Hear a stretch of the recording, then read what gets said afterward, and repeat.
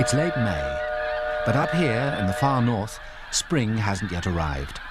Much of the land beneath the geese still matches the snow white of their wings. They're well named snow geese. Snow governs the rhythm of their lives. They can't nest on their Arctic breeding grounds until the snow retreats, usually in early June. They must raise their young by the time the snow comes again in September. They're headed for one of the most desolate parts of North America, the tundra to the west of Hudson Bay, where the McConnell River spills out in a delta 3 kilometers wide. This year, just before the snow geese arrive, a plane lands in this barren place. The geese will be lingering to the south, knowing by some uncanny instinct that the snow hasn't cleared from their nesting grounds. Aboard the plane are Des and Jen Bartlett, an Australian naturalist camera team, with their nephew Les and their friend and assistant Lee Lyon. Apart from a handful of scientists, they'll be the only people to share the empty tundra with the snow geese. Everything they need for the next 4 months must be flown in.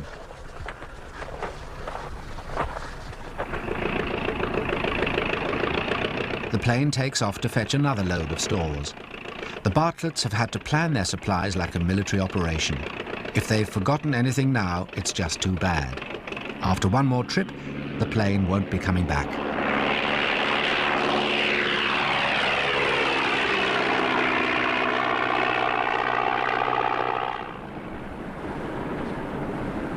Home for the Bartletts for the next 4 months will be a drafty tent on the tundra.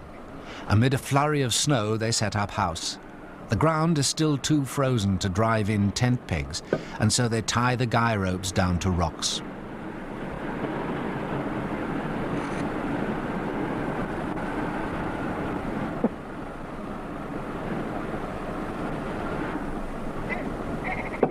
Almost at once, they experience one of the most engaging things about life on the tundra. Its wild creatures are so trusting. These willow ptarmigan immediately begin to share their campsite with them.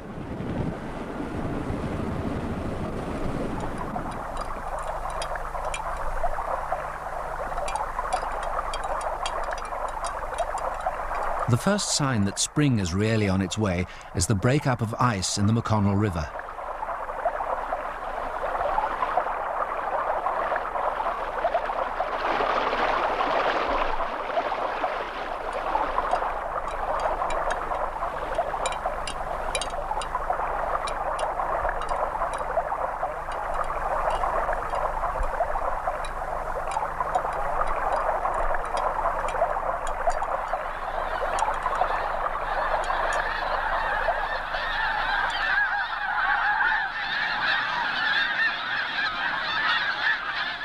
On the 23rd of May, the great day dawned.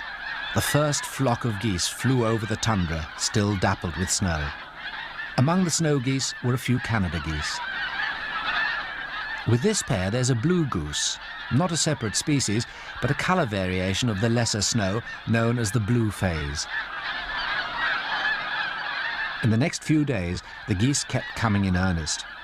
Some sandhill cranes flew with them. They nest up here too. All these birds were driven by the age-old pressures that tell them they have only a short time in which to raise a new generation.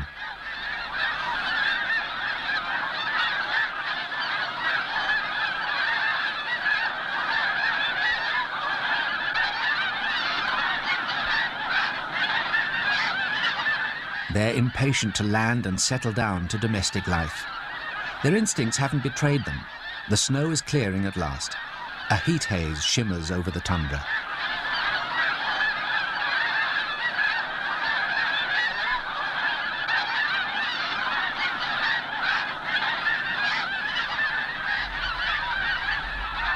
The daytime heat is deceptive, and overnight it freezes hard again.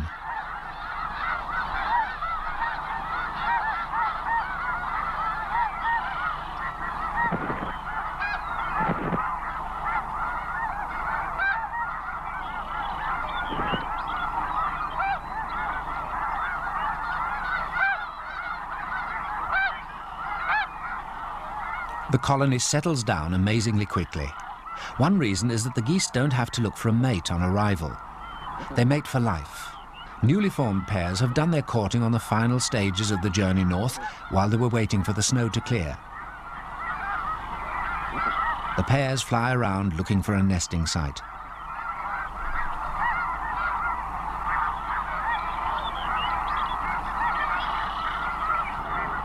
There are still domestic problems to be sorted out.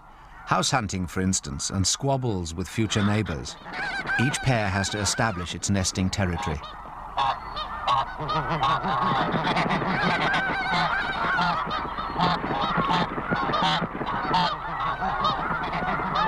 This particular blue goose seems to have problems with everyone.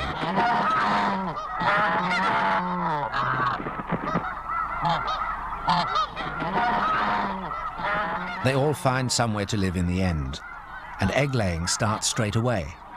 In the Arctic, the snow geese have few enemies. It's one of the reasons why they fly thousands of kilometers to the tundra to nest. But sandhill cranes are certainly a menace. They're very partial to snow goose eggs.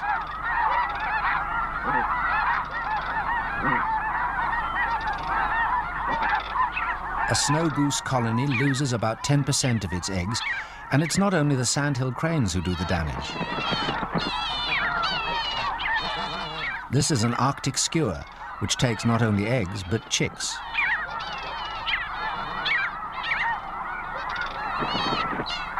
But then skuas have got to live too.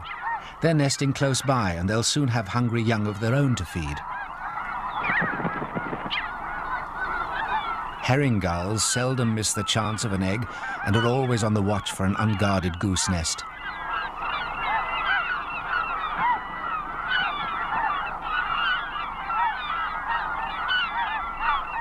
Despite the casualties, an amazing number of eggs survive. Each female broods an average of about 5 eggs for just over 3 weeks. The goslings hatch out almost simultaneously. They're active and independent little creatures right from the start.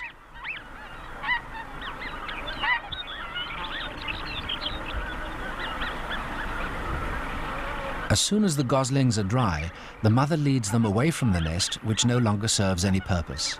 She takes them onto the open tundra towards the river.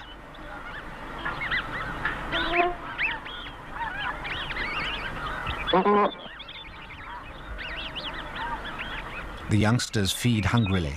There's often one who's greedier and liable to get left behind.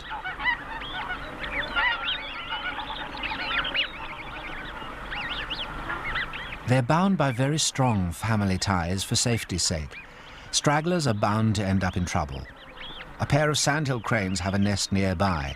That's why they're so aggressive. Both snow geese parents gallantly defend their young.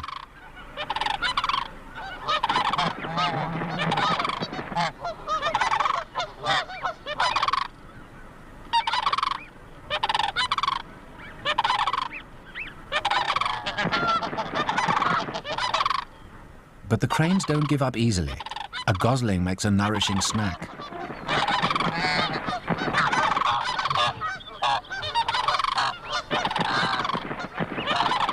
The lagging gosling escapes thanks to the determination of its parents.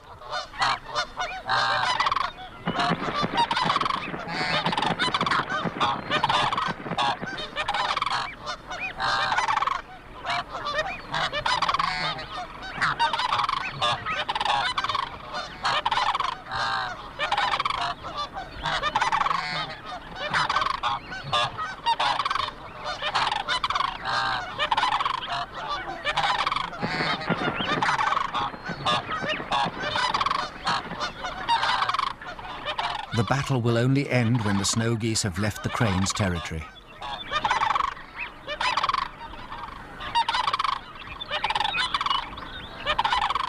Now the family is reunited, but the straggler is still on its own.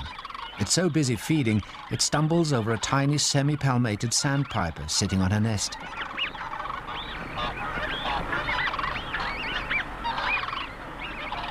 It's really hurrying to catch up now, right through a covey of willow ptarmigan.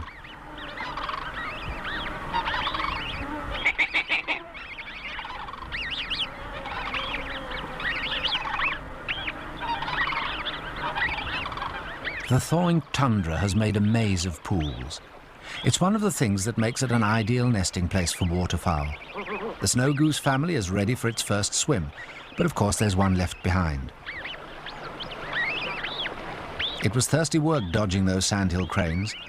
The rest of the family joins the swimming party in the McConnell River with one latecomer.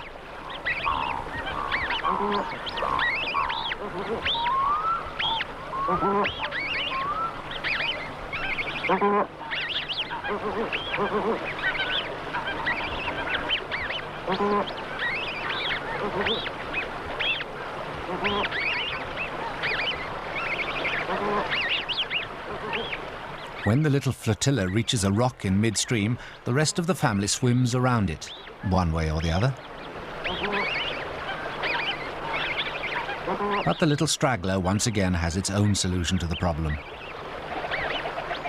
It's just one of those geese that does things differently.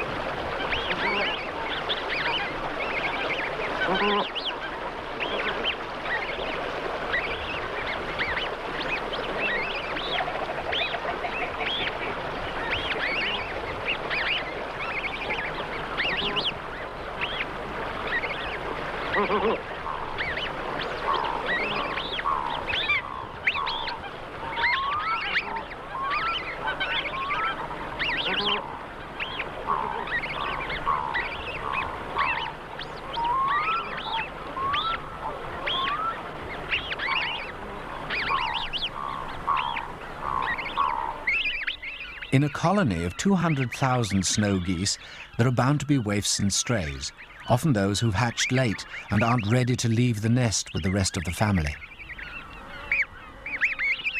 The Bartletts couldn't leave all these abandoned youngsters to die of cold and starvation, so they set about rescuing those who seemed to have some chance of survival.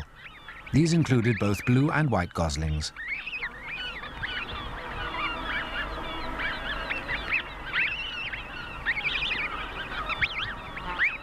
Now, whenever they moved about the tundra filming, they had to take the orphans with them.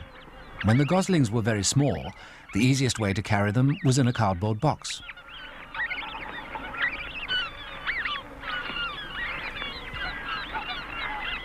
Orphaned goslings quickly attach themselves to people. They become convinced that the humans are their real parents. Scientists call this process imprinting.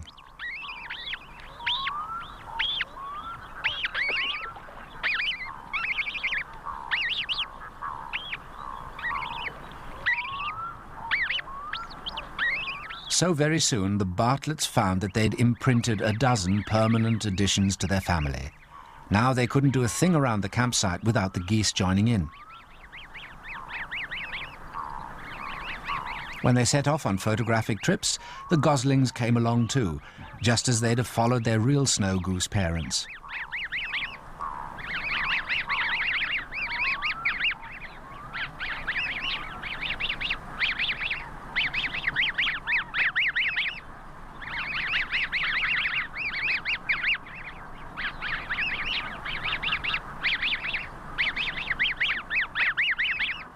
Mosquitoes can make summer on the tundra hard to endure. The goslings repaid the Bartletts' kindness by helping to keep the numbers in check.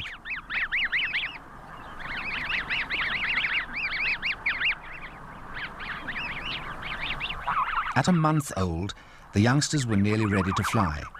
They spent a good deal of their time preening their fast-growing flight feathers. They also pulled at Des Bartlett's waders in play. Practice for pulling up roots, perhaps.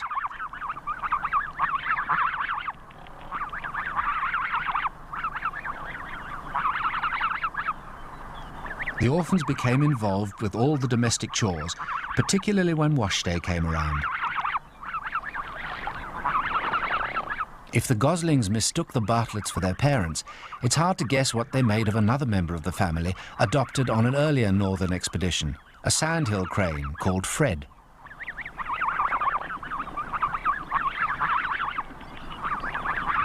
Fred kept down the numbers of another tundra pest, the fiercely biting horseflies.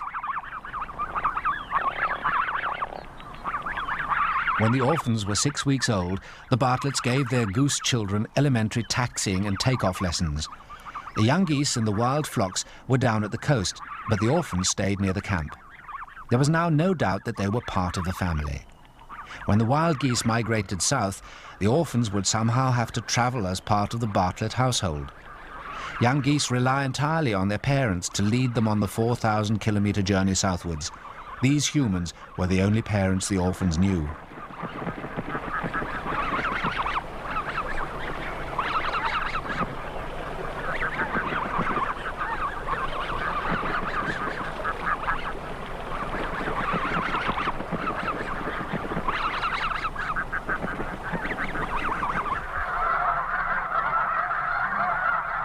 If the Bartlett's geese hadn't yet gained their full powers of flight, the wild geese around the McConnell River had entirely lost theirs.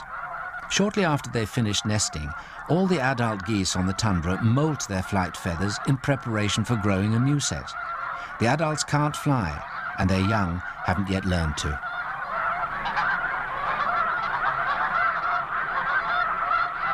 It's a great opportunity for the small party of scientists who have a base on the McConnell River to round up the geese so that they can mark as many as possible. Some have been marked already with red neck collars in previous years. The first move is to get the geese into the river. This isn't too difficult. Being flightless, they feel safer on the water.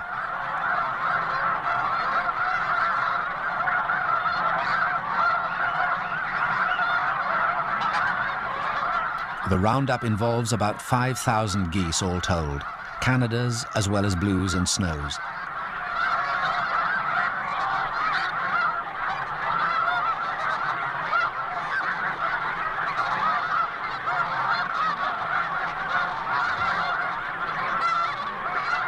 Once they're close to the banding pens, the geese have to be persuaded to take to dry land again. The dark birds in the foreground are mostly this year's young. The scientists will be especially interested in the birds that have been caught before, the ones with neck collars and rings. It all helps to build up a picture of snow goose movement. At first, the only movement they're interested in is the one that will take the geese into the pen.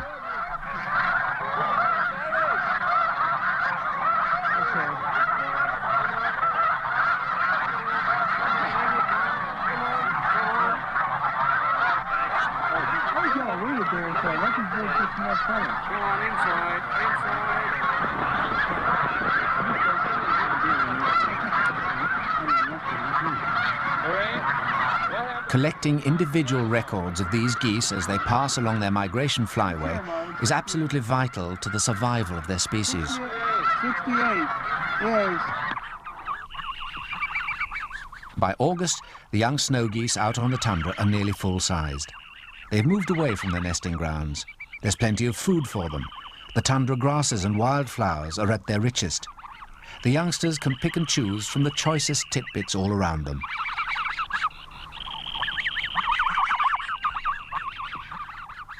Now's the time when they learn to fly.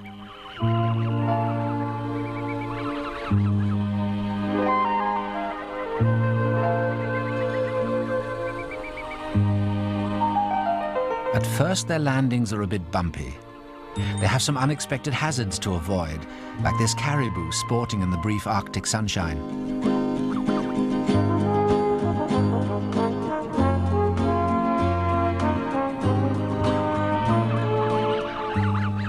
They quickly become more and more proficient. Their new one-flying ability frees them from any serious danger from predators, even one as large and potentially hostile as this.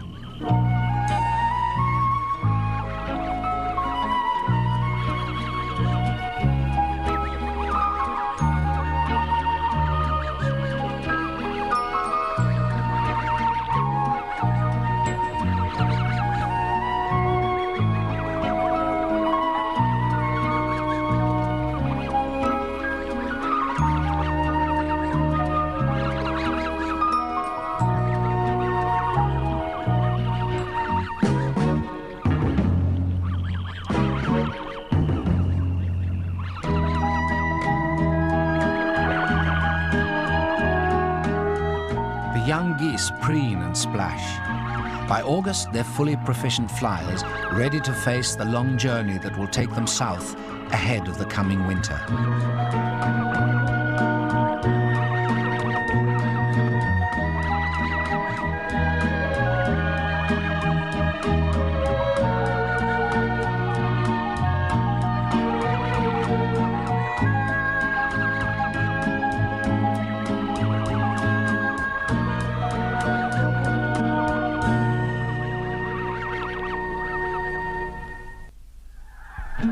One day in early September, there's a flicker of white wings over the tundra.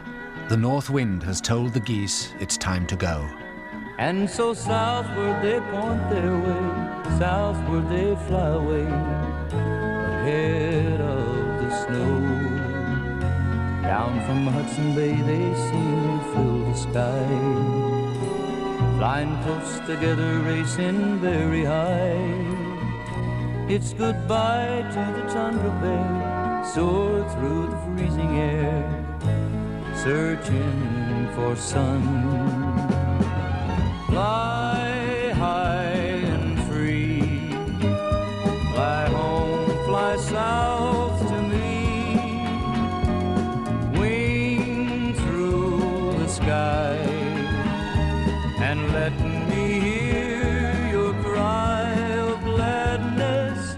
Many miles to travel through the day and night, heading for the Southland, ever on your flight, fleeing from the north wind, down across the states, down to where the sun shines. That's where my love waits, that's where my love waits.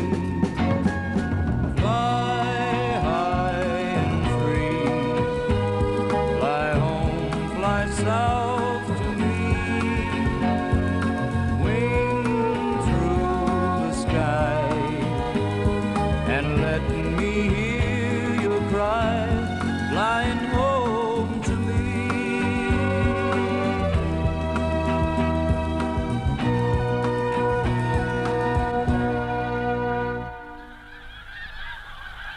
Year after year, the geese that nest around Hudson Bay follow the same route. It's called the Central Flyway, and it reaches down through the Dakotas and Oklahoma to Texas and the Gulf Coast.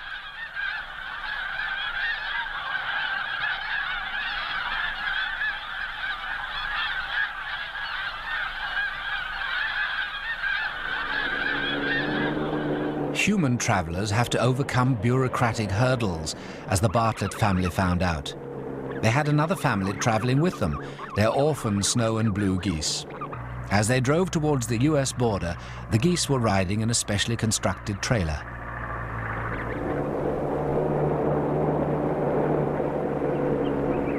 The Bartletts hadn't anticipated any trouble in getting the geese across.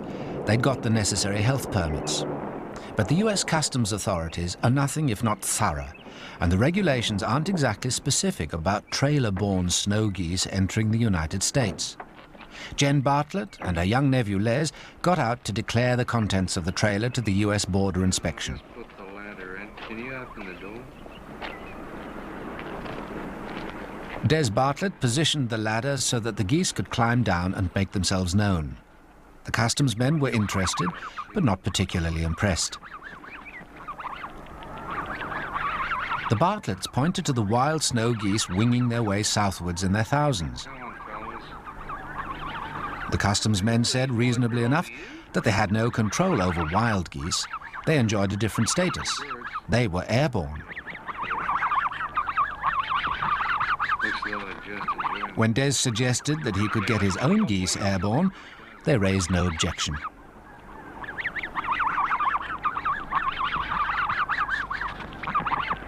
The geese took off, and as everyone watched, they headed northward straight back into Canada.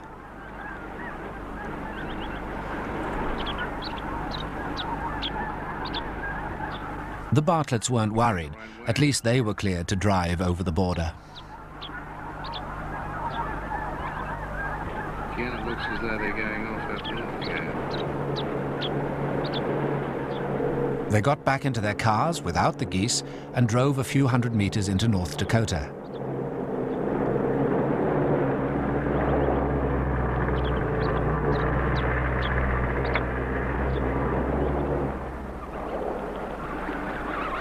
For a little while, the geese kept flying northwards.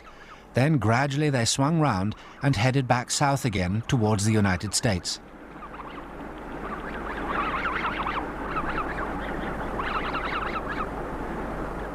The Bartletts parked by the side of the highway. Their orphans had crossed the border, flying exactly like their wild relatives, and in a few moments they had landed beside the cars.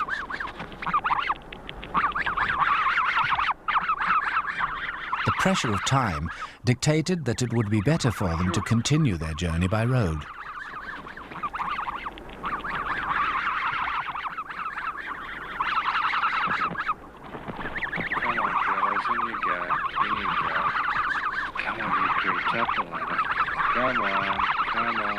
At last they were all safely aboard.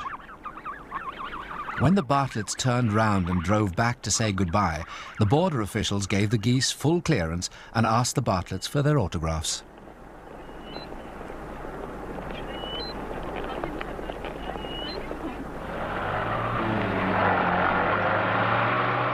It's 1,600 kilometers from Hudson Bay to the US border.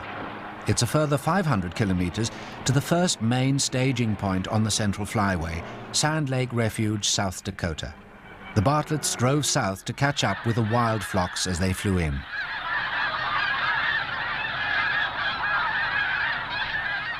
There are few more impressive sights in nature than Sand Lake Refuge when the fall migration of snow geese flies in.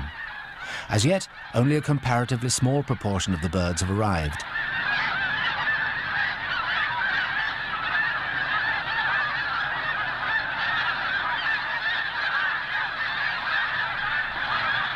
Against a backdrop of fall colours, new arrivals soar into the cornfields that have been specially planted to feed migrant waterfowl.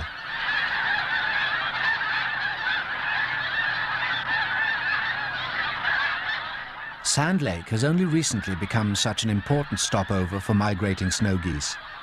The refuge was started in the 30s for ducks journeying south from their nesting grounds on the Canadian prairies. Today, up to 250,000 snow geese virtually take over Sand Lake in the fall and stay until winter catches up with them and pushes them on southwards.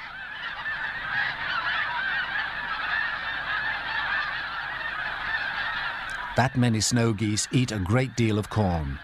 There's always plenty of waste maize left on the ground after the harvester moves on. The geese are unaware that the noisy machine is working for their benefit, and soon they take off en masse.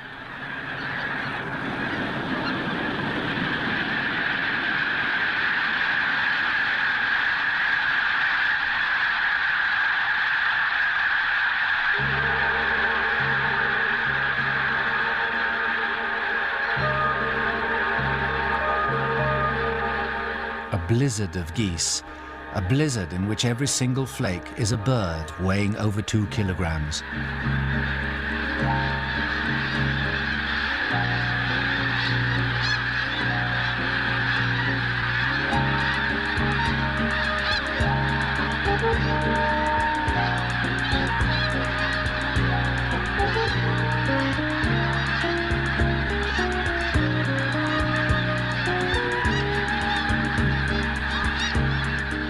After circling nervously for a while, the immense flock, frightened by the harvester, heads back to the safety of Sand Lake itself.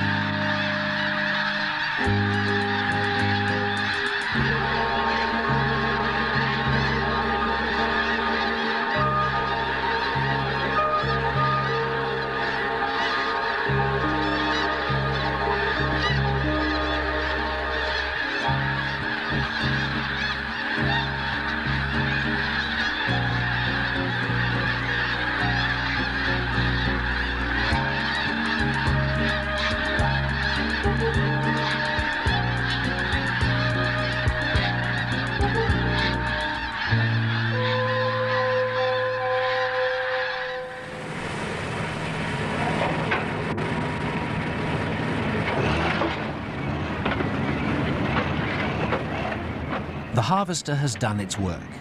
some of the corn is laid down in a trail to encourage the geese to feed in one carefully chosen area.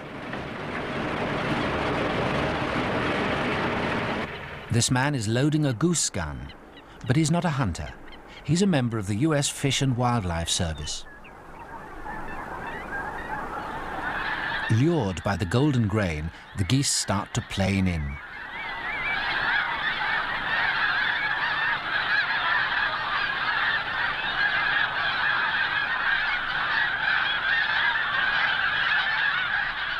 There are a lot of greyish young birds among them. They hadn't got the caution of their elders, who are more used to the strange, often dangerous ways of humans. There are mallards among the geese.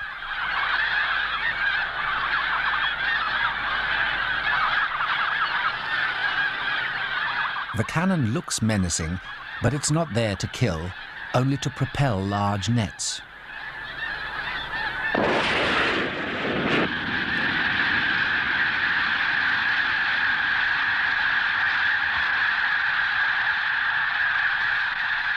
About 200 snow and blue geese have been caught, but it's done them no harm.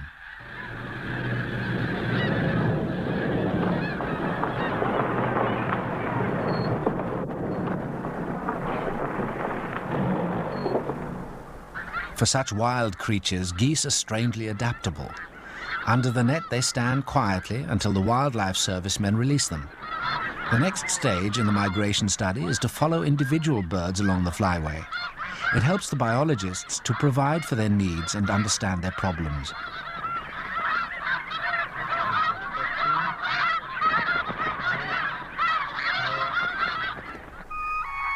The great flocks of snow geese stay at Sand Lake until winter creeps down from the Canadian prairies. By late October, the first snow flurries powder the grasses along the lake shore. The geese won't stay much longer if the cold weather continues.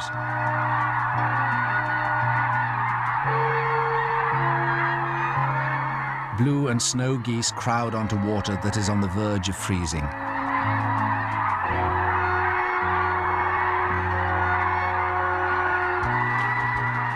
By November, it's hard to find food. The cornfields are locked in by snow and ice.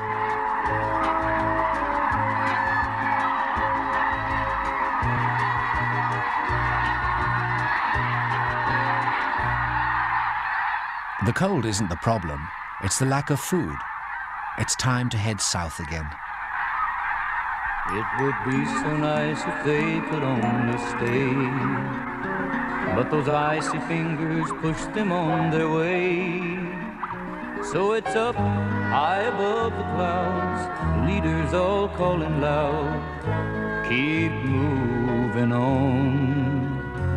And they shape their skeins into those flying V's, and they cross the land to flee the chilly breeze. For the autumn is passing soon, winter is on the moon, oh, where is home? Fly high and free, fly home, fly south to me,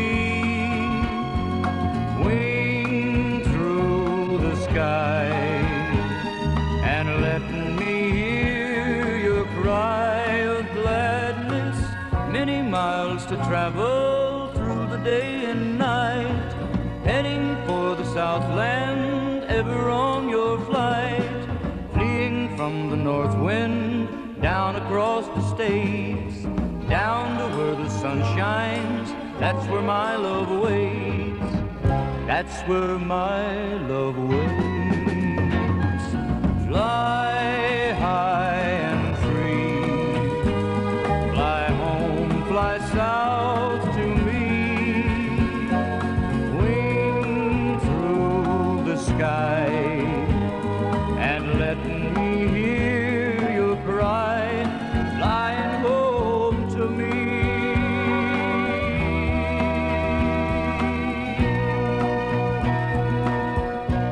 Some of the geese will break their journey for a while at DeSoto Refuge on the border of Iowa and Nebraska.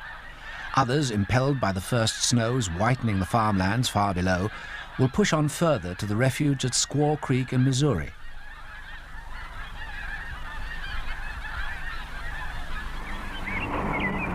Driving southwards ahead of the winter, the Bartletts soon found kinder weather. Now their goslings travelled all the time with the back door of their trailer open.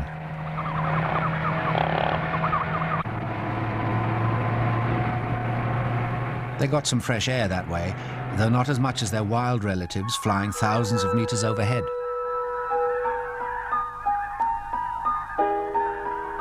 It's over 4,000 kilometers from Hudson Bay to the Gulf Coast. They're well over halfway by now, the V-shaped skeins heading towards Squaw Creek.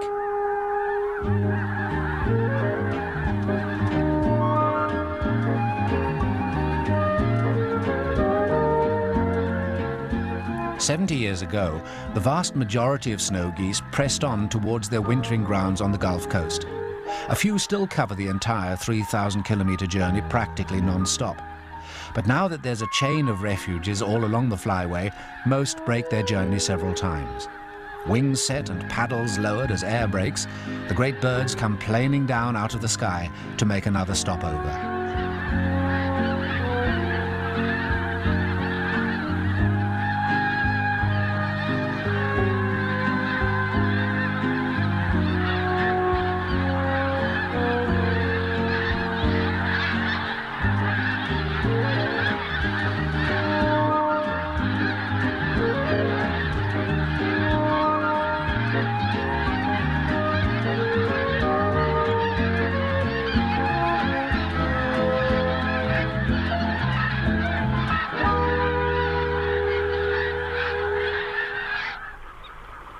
The Bartletts made a stopover near Squaw Creek too. They'd followed the geese down the flyway, and like the birds, they appreciated the first hint of warmer weather. Looking after their gosling family has been a problem throughout the long journey. Every day they've been allowed to fly free to exercise their wings. Every day there's been a risk that some would fall to hunters. So far they've lost only one. Today in Missouri, they plan to take the geese for a swim behind their canoe.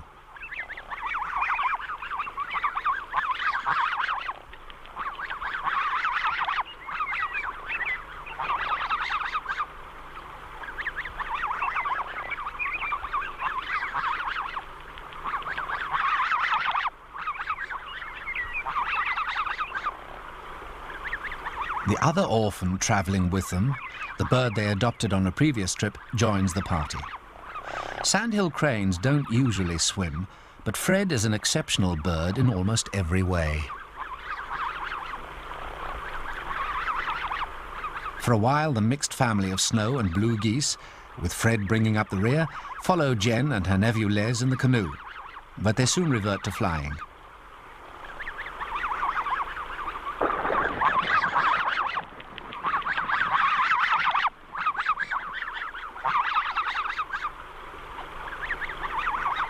They circle round the lake, but at this stage of their lives they never venture far from the Bartletts, whom they still regard as their real parents.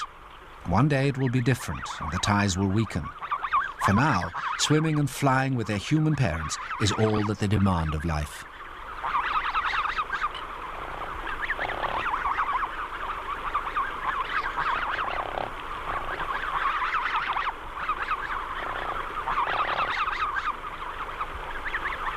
Although Fred can take off from water, he just paddles along behind.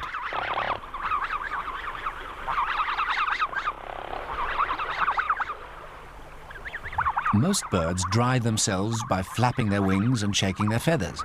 So does Fred, up to a point. But he also likes a brisk rub down with a towel.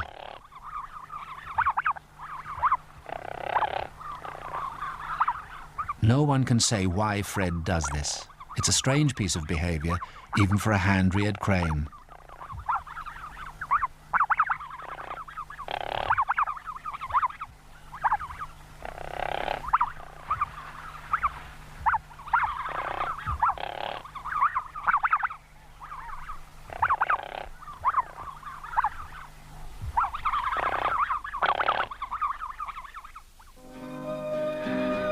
Although it's late fall, the days are finer now and the sunsets more like those of summer.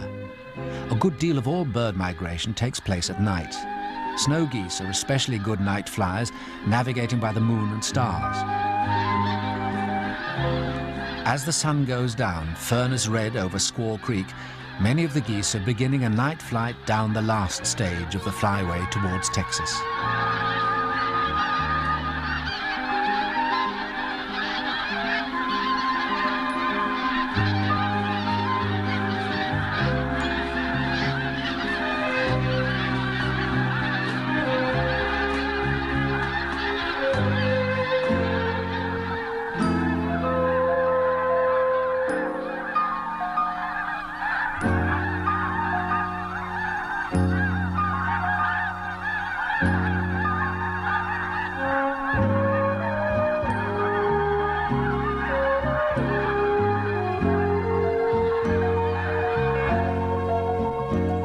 They'll keep going now, across Oklahoma, Arkansas, Mississippi, Texas, Louisiana, and on towards the Gulf Coast and the rice prairies to the west of Houston.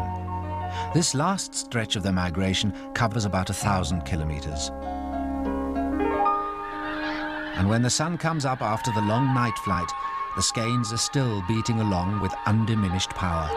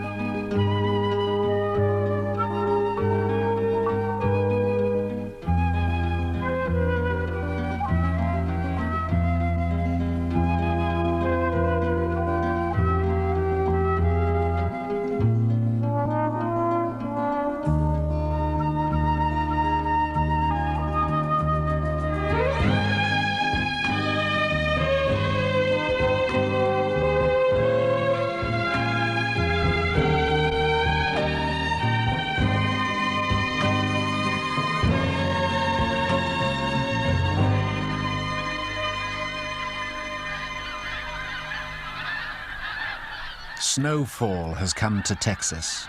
The blizzard of geese isn't quite as heavy as when they started out. 1/5 of their total falls to hunters every year.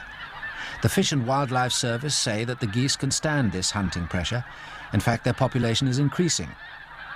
At last, the Gulf of Mexico lies ahead.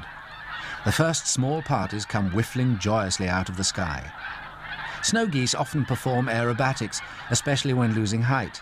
It's a combination of precision flying and play.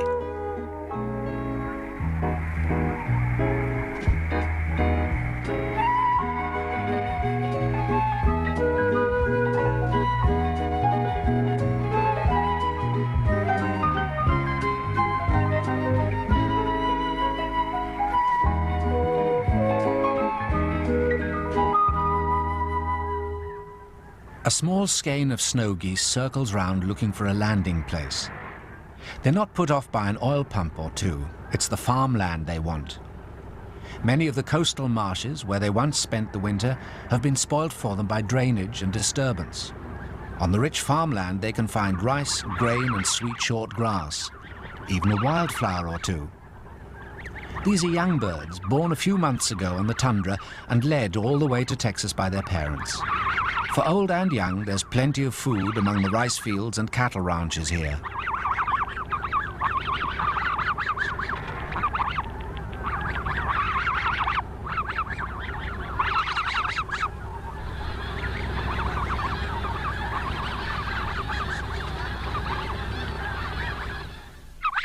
Julie, the Bartlett's daughter, joins them during school holidays. The Bartletts realize that when spring comes, their geese may leave them to join up with the wild flocks. They're so tame that they've learned to fly behind the station wagon. It's an ideal opportunity to film some portraits while the family is still together.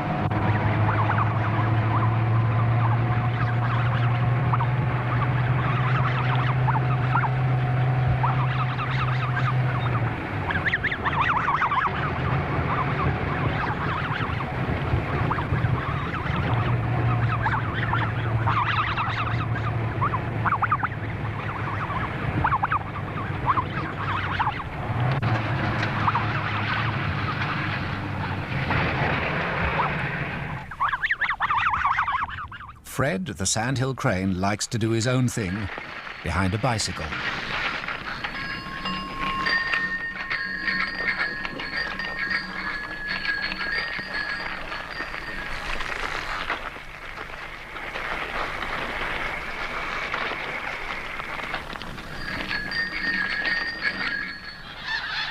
The wild snow geese have stayed in the south all winter. So have the Bartlett's orphans. But in March, the wild birds begin to get restless. The urge to go north again is tugging at their hearts.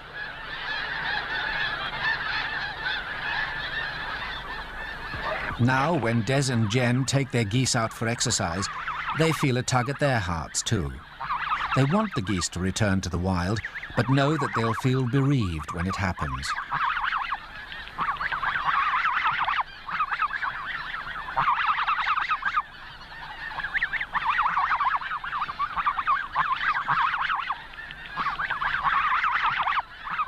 In the background, the wild geese talk insistently to each other, heralding the journey they will soon be making back to Hudson Bay. The Bartlett's geese seem to have become aware of the new restlessness.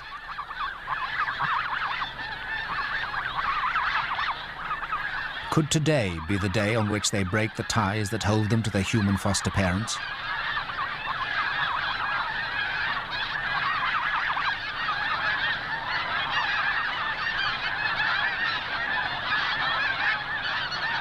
The Bartletts have adopted many young animals, but the snow geese have been something different. Perhaps because they had the power to leave at any time, but have never exercised it. The wild geese become more and more clamorous. Suddenly the orphans are on the wing.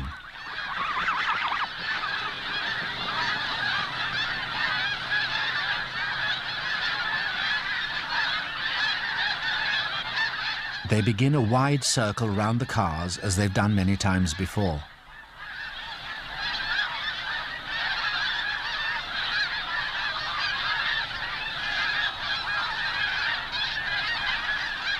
Then they make a second circuit a little further away.